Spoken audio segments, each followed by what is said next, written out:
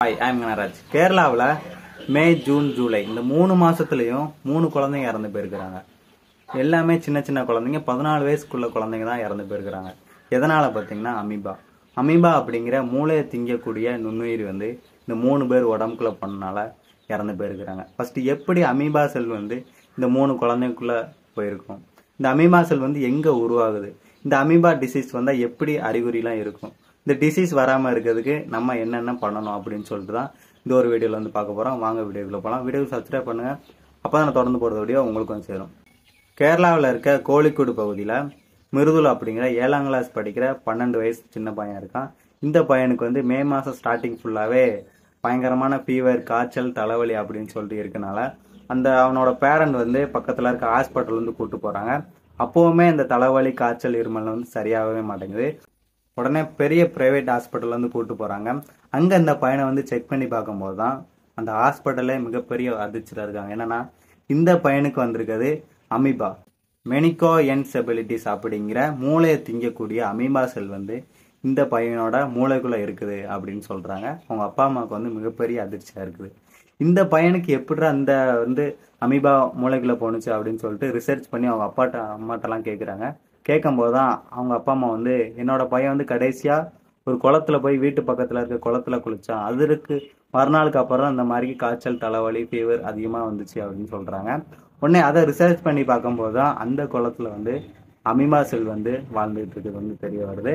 இந்த பையனுக்கு வந்து எப்படி அமீபா செல் வந்து மூளைக்குள்ள போனுச்சுன்னா, இந்த பையன் வந்து அங்க குளிக்கிறதுனால அங்க இருக்க அமீபா செல் வந்து மூக்கு வழியா போய் மூளைக்குள்ள போய் இப்போ மூளையில இருக்க திசுக்கள் எல்லாம் கொஞ்சம் கொஞ்சமா சாப்பிட ஆரம்பிக்குது. டாக்டர்ஸ் எவ்வளவோ ட்ரை பண்ணி பாக்குறாங்க, அந்த பையனை வந்து காப்பாற்ற முடியல. அந்த பையன் வந்து கடைசியா இறந்து போயிருதான். இதே மாதிரிக்கு தான் கண்ணூர்ல இருக்கிற தட்சிணா அப்படிங்கிற ஒரு 13 வயசு குழந்தையும் இறந்து போறாங்க. இதுக்கப்புறம் மலாபுரத்துல இருக்க ஒரு 12 வயசு பட்வா அப்படிங்கிற ஒரு பையனும் இறந்து போறாங்க. இந்த 3 பேருமே குளத்துல குளிச்சதுனாலதான் இந்த 3 பேருக்கும் அமீபா மூக்கு வழியா உள்ள போனனால இறந்து போறாங்க. இது வந்து கேரளால இருக்க சிஎம்க்கு தெரிய வருது. உடனே சிஎம் வந்து ஒரு அறிவிப்பை வந்து வெளியே விடுறாங்க. இந்த மாதிரிக்கு கேஸ் வந்து இனிமே வரக்கூடாது, தயவு செஞ்சு குளத்துலயோ எங்கேயாவது தேங்கி கிடக்கிற தண்ணியில போய் சின்ன குழந்தைங்கள குளிக்க விடாதீங்க அப்படின்னு சொல்றாங்க. இது வந்து யாரை அதிகமா தாக்குது பாத்தீங்கன்னா, சின்ன குழந்தைங்கள தான் அதிகமா வந்து தாக்கிக்கிட்டே இருக்கு. இந்த அமீபா வந்து எப்படி உருவாகுது பாத்தீங்கன்னா, தேங்கி கிடக்கிற குளம், ஏரி, கிணறு இந்த மாதிரி தண்ணியில தான் அது வந்து வளர்ச்சி அடைஞ்சுக்கிட்டே இருக்குது.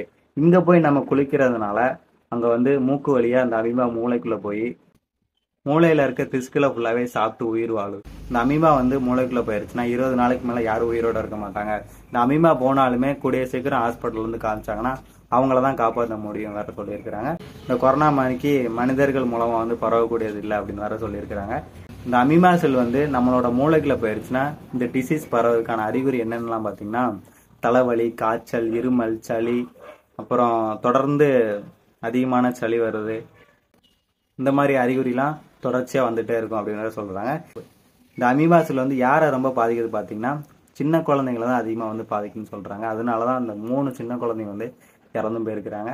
உங்க குழந்தைங்களை வந்துட்டு ஏதோ ரொம்ப நாள் தேங்கி கிடக்கிற குளத்துலயோ, கிணறுலயோ, ஏரியிலயோ இந்த மாதிரிக்கு வந்து குளிக்க விடாம பாத்துக்கோங்க.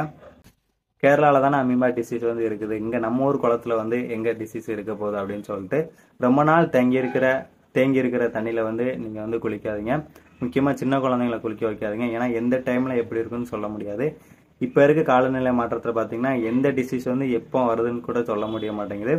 இந்த ஒரு வீடியோ பார்த்துட்டு நீங்க என்ன சொல்லிட்டு கமெண்ட் பாக்ஸ்ல கமெண்ட் பண்ணுங்க. ப்ளீஸ் சப்ஸ்கிரைப் பண்ணுங்க, அப்பதான் நான் தொடர்ந்து போற வீடியோ உங்களுக்கும் சேரும்.